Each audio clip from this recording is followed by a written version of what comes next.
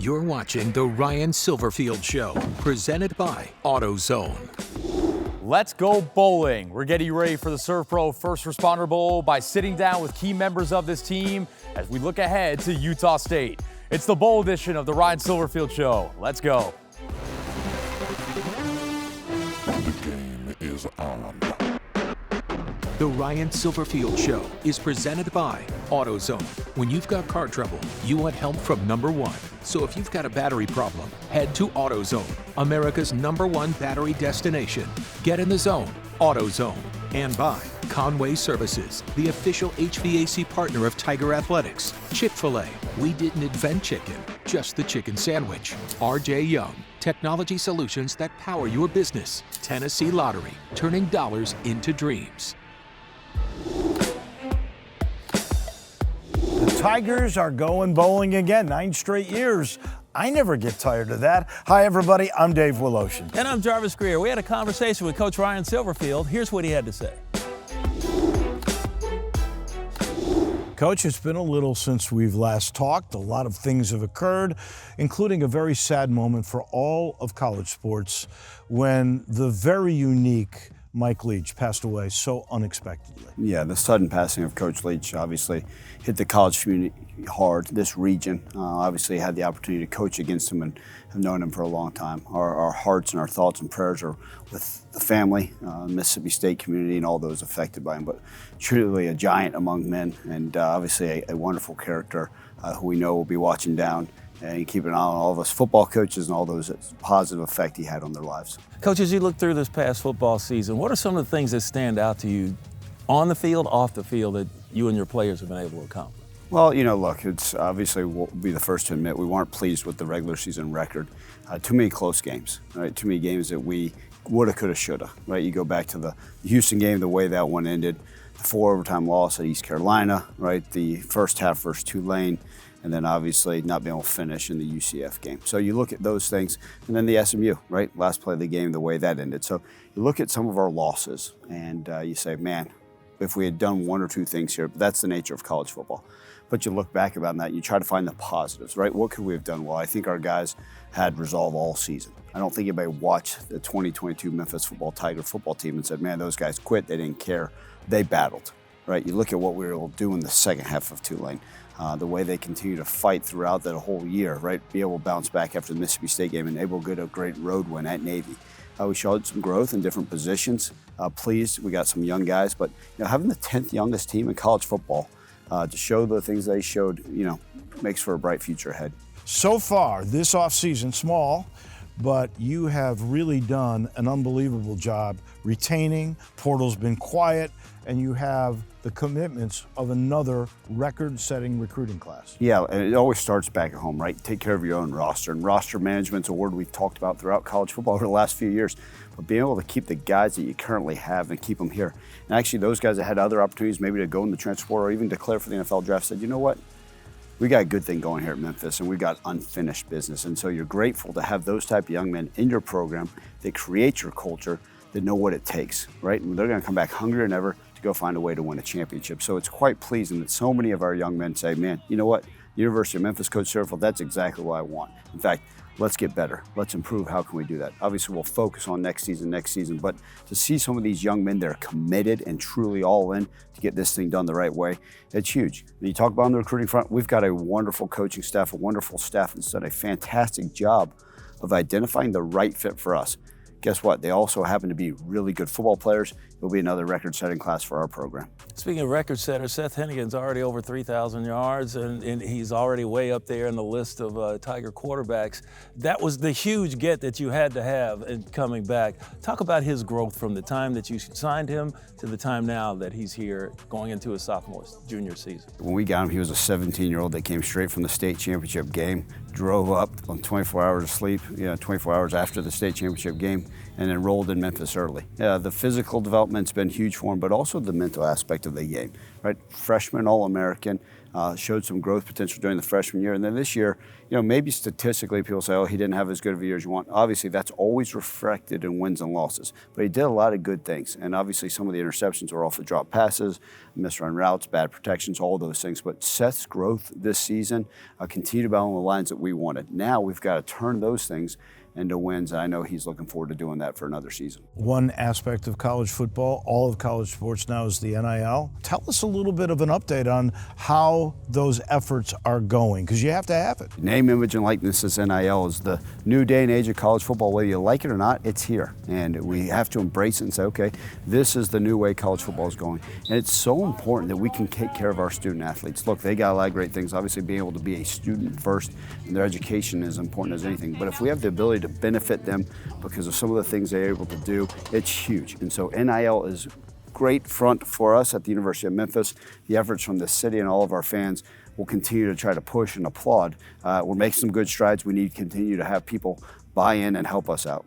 For you as a coach, I mean, you were, the old hardscrabble football coach, put a hand in the dirt and let's go. How is it for you learning all these things that you have to do? Jarvis, you really have to adopt on the fly, right? You can't just sit there and say, well, this is the way I've always done it, right? I always joke around like, this isn't something I can call Coach Saban up at Alabama and say, well, how did you guys handle this 10 years ago? This is a whole new forefront for everybody, a new frontier, and we're constantly learning. But you got to stay ahead of the curve. And so you either adapt or you get run over. And we're adapting. We're trying to stay way ahead of this thing to make sure we're way where we need to be and taking it full on. And guess what? The administration is supporting us, but our program is trying to stay ahead of this curve and doing things at a high level. And I think that's why you're seeing so many of our guys want to continue to be a part of what we're building here. And it all starts with that word culture. We've got an excellent one here. And with these ever-changing days in college football, we're going to stay on top of it. Well, this culture only knows postseason. 9 straight years now. First Responder Bowl, Serve Pro in Dallas against Utah State. And here's a team, 6-6 like you, beat 3 bowl teams. What are we in store for? Yeah, look, they're an excellent team. I mean, you look back, last year they were conference champions. Blake Anderson, obviously we have a history coaching against each other when he was at Arkansas State. Utah State's one of those programs that's always been very, very good. They're a high-powered offense that runs really fast. They're one of the fastest tempo teams in college football. So my guess is right during this bowl break, they're going to try to take advantage of that and see what they can do. They play really fundamentally sound on defense. You're talking about a team, right? They start off the season 1-3. And then really got turned around. They had to change the quarterback that was actually injured, but they actually benefited and had a positive outcome as the season went on. So they're going to be a tough challenge. Obviously, we're excited. There's some different things that occur with a bowl week that we got to be locked in and focused, but excited to get to Dallas and play Utah State. And speaking of bowl week, and a lot of these bowl games comes down to who wants it more. The guys are looking at, my career's over, or, it's fall break, or it's winter break now, I'm out for a while. Do I really want to play this football game? How do you gauge that among your team? Yeah, I think, look, the biggest thing is understanding what's at stake. A winning record, another bowl championship. And the leaders on the team understand this is as important as game as any one we've played. And so our guys are going to be hungry. They want it, and they're excited for the challenge ahead. We know that Utah State's going to give us everything they have. Our guys have been focused, dialed in. We'll continue to get more detailed as practices go, as we get closer to game time. But our guys will be ready. And with recent history in mind, can you guarantee me that you will play a bowl game this year? Look, if you had asked me before, I would say, of course, but now you never know, right? This day and age, you never know. But yes, I'll all but guarantee that we'll play a bowl game, but crazier things have happened. Let's get down there. Let's get there. Once that coin is flipped and maybe that ball's kicked off, then I'll look over and find you in the stands, Dave, and say, yeah, we're playing this game. You've heard from head coach Ryan Silverfield, and coming up next, we'll hear from both coordinators, Seth Hennigan and Quindell Johnson. Safe to say, you won't want to go anywhere. You're watching The Ryan Silverfield Show, presented by AutoZone. Welcome back to the bowl edition of The Ryan Silverfield Show. 1 game left in the first season for both offensive coordinator Tim Cramsey and defensive coordinator Matt Barnes here in Memphis. Let's get their thoughts ahead of the bowl game.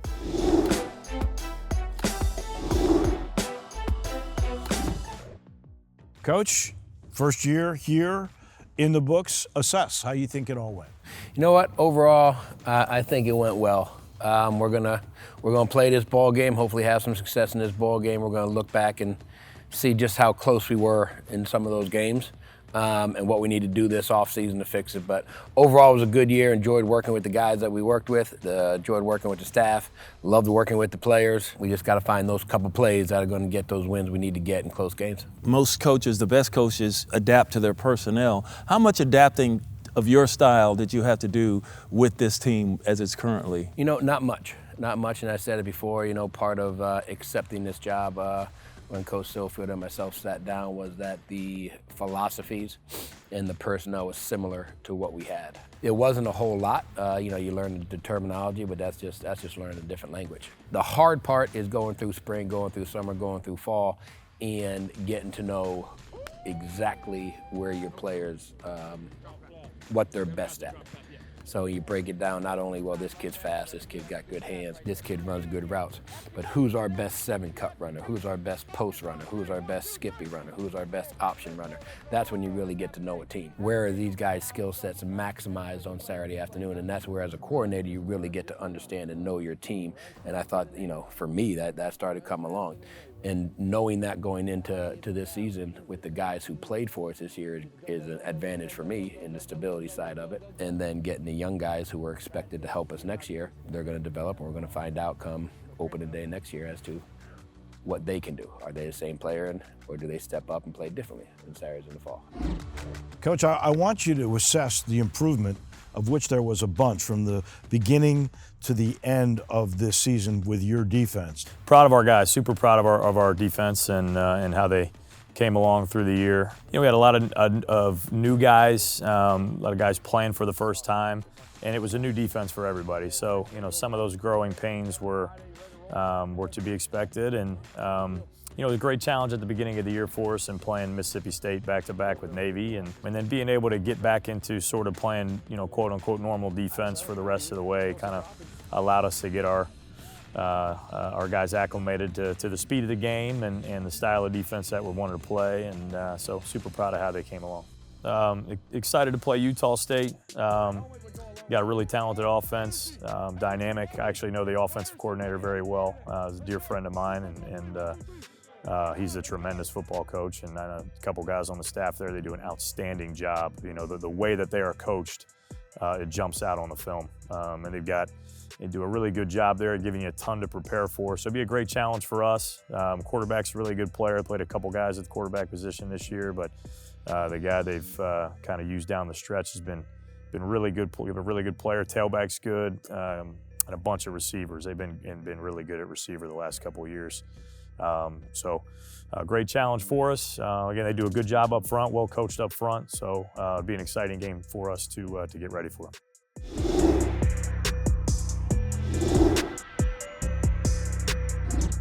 Now it's time to hear from some players. It's a homecoming for Seth Hennigan and one last ride in a Tiger uniform for Quindell Johnson. What is the main motivation or motivations going into this? Because obviously some of the things you guys wanted to accomplish this year didn't quite come to fruition, but what are you after in this game specifically? I mean, personally, it's just after a win because, at the end of the day, that's all people really care about. You can look at stats, but, if you're losing games, then they're just kind of empty and meaningless. So just trying to win the game, do anything we can just to come out with that victory. But, as an offense, we're trying to get first down, score on every possession is obviously the goal, but just come out with the victory. What are the main things you've done to get ready since the SMU game over the last couple of weeks? Have you had time to decompress? Have you just done extra film study? What does that kind of look like? Yeah, I mean, the coaching staff, they gave us like 3 or 4 days to just kind of relax, and also finals week was after the SMU game, and they were out recruiting and stuff. So I come up here and just threw a little bit, worked out. I've obviously been watching film just because that comes with the position, and but as a staff with Coach Cramsey, we're just kind of getting back into the swing of things in preparation for the bowl. Just getting ready any way we can. As you read the room of the locker room, obviously you're one of the leaders of the team. Where do you feel like the mindset collectively is going into this game? I feel like everyone's coming into practice with the right mindset, in my opinion, just ready to work and trying to get better.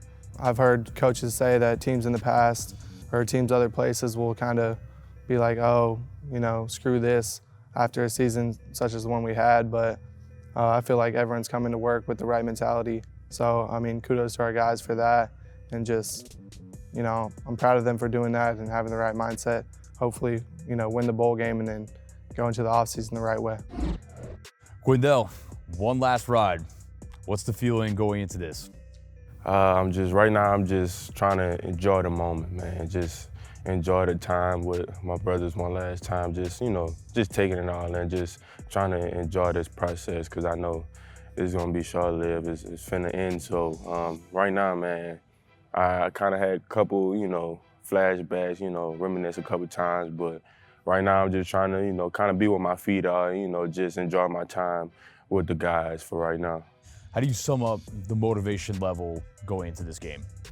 I think it's high motivation, you know, just another game for us, you know, just another opportunity to go out there and showcase our talent and show what the Memphis Tigers could do. So we motivated, we confident in what we want to do, what we can do. So we just gonna go out there and play Memphis football. We take care of the things that we need to take care of. It's just gonna roll our way.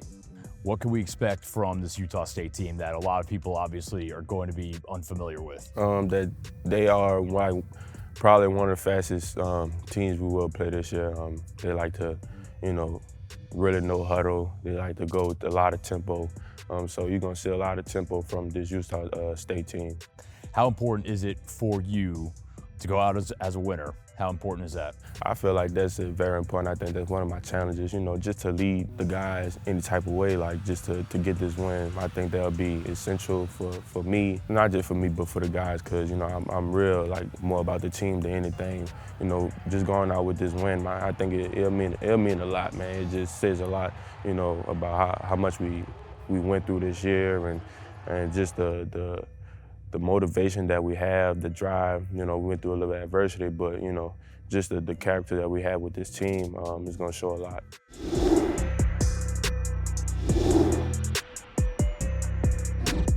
College football never stops. We'll hear about Coach Ryan Silverfield's goals for the offseason coming up after the break.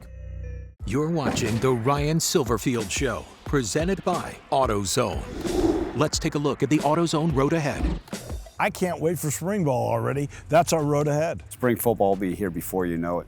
Really, a lot of eyes set on 2023. You talk to the fans, you talk to a lot of the people. They're really excited what's in store ahead. I think with so many of those guys that are coming back, these recruiting classes now are finally growing up. The youth of the team will be turning the corner. I think you got a good combination. We're excited one day at a time. It's got to be a great offseason. We got to be great in our workouts and everything we want in January and February. How do you set like your roster or get ready? Or do you have to wait till everything's done with the portal before you can go ahead and start making your position? Well, the roster's never truly set. It's ever changing. It really is, right? We've had guys that decide not to be a part of the program in the middle of August. You know, we had guys in September that realized that where they wanted the depth chart and it wasn't necessarily what they wanted. And so the roster's never truly set. Spring is a great time to get an understanding, okay, what's 90% of your roster look like? Who are the core players that you hopefully can count on? Obviously getting better fundamentally. Keeping both coordinators is key to what we want to get done on offense and defense, and just kind of seeing, okay, how do we build upon that? That was tonight's AutoZone Road Ahead. AutoZone, America's #1 battery destination and official sponsor of Tiger Athletics. Get in the zone, AutoZone. Spring practice, the spring game, you always get a lot of insight. Oh, I can't wait for that. We're back with a wrap in just a minute. You're watching The Ryan Silverfield Show, presented by AutoZone. So that puts a bow on this entire season. We thank you for being with us all year long, and we wish you all a very Merry Christmas. The Ryan Silverfield Show is presented by AutoZone. Next time you need a car battery, just pick it up. Visit AutoZone.com and select same-day store pickup. Just one reason why AutoZone is America's #1 battery destination. Get in the zone, AutoZone. And by Conway Services, official HVAC partner of Tiger Athletics. Chick-fil-A, we didn't invent the chicken, just the chicken sandwich. RJ Young, technology solutions that power your business. Tennessee Lottery, turning dollars into dreams. This copyrighted telecast is an exclusive presentation of Learfield under the broadcasting rights granted by the University of Memphis. Reuse of this presentation is prohibited without the expressed written consent of the University of Memphis and Learfield.